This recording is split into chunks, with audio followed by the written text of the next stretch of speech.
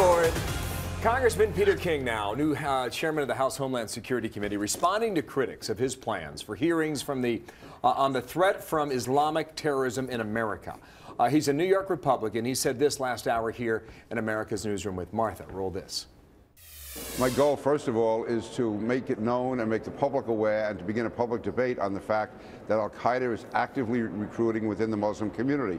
This isn't just me saying this. Attorney General Eric Holder, a very liberal Attorney General, by the way, said just about 5 weeks ago that he can't sleep at night because of the number of young Muslim men who are being radicalized to take up arms against their country. These are American citizens, people living here legally in this country who are taking up arms against their country. All right, so Peter King's not backing down. Corey Saylor's with CAIR, the Council on American-Islamic Relations. And sir, good morning to you. Good morning, Bill. Peter King, you heard it. He said his goal is to make the public aware that al-Qaeda is working to recruit Americans. What's wrong with that, trying to figure that out? Well, he's actually changing his talking points. How he started off, and you can go back and check his interview with Bill O'Reilly, is saying that 85% of American Muslim leadership in this country is an enemy living amongst us. And even yesterday, he acknowledged to Fox News that that number comes from one individual who'd never provided any documentation to back it up.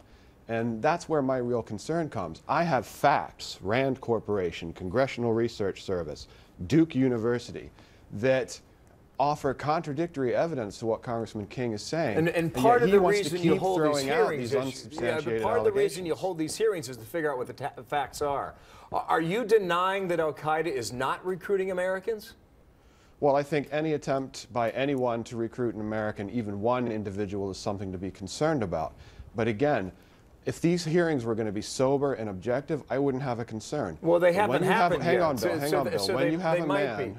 Go to his point about Muslim leaders. Yeah, are Muslim... King's worried about Muslim leaders not speaking out about the issue. Are Muslim leaders and mosques across America holding back?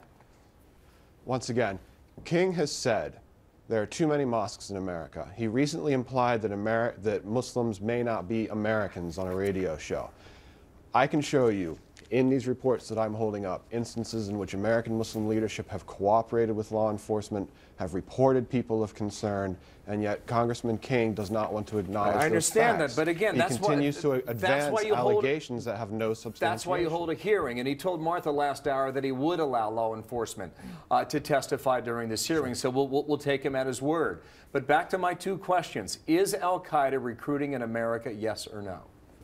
Oh, absolutely. We know that. But what you have to do is make sure we have a sober and objective understanding of that.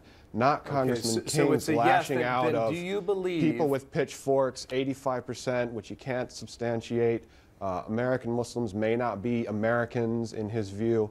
85% of the leadership is not cooperating. That's so just Mr. Saylor, but you just said the al-Qaeda is recruiting in America, and we have examples. A kid driving from Denver, Colorado into New York to bomb the city.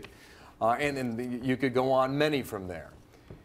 Are Muslim leaders in America saying enough to help their fellow Americans to stop this before one of these guys is successful?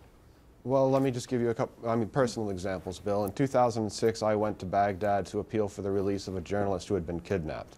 More recently, some families came to us from Virginia, told us about their concerns about some of their family members, and we connected them with the FBI. But also keep in mind, in 2008, our Los Angeles office reported somebody of concern to the FBI. A year later, that person turned out to be an FBI informant. Wow. So I'm convinced that our community is doing the right thing. What I'm not convinced of, hang on, what I'm not convinced of is the fact that Peter King is going to hold sober and objective hearings based on statements like there are too many mosques in America. Okay, I got it. Corey Saylor, thank you for coming in today. That's why they hold hearings. We will watch it very closely. And while it happens or after, we'll bring you back on and get you to respond again, okay? Appreciate you coming on Thanks so much, Bill and Martha. Thank you, out of Washington. Interesting debate. All right. Well.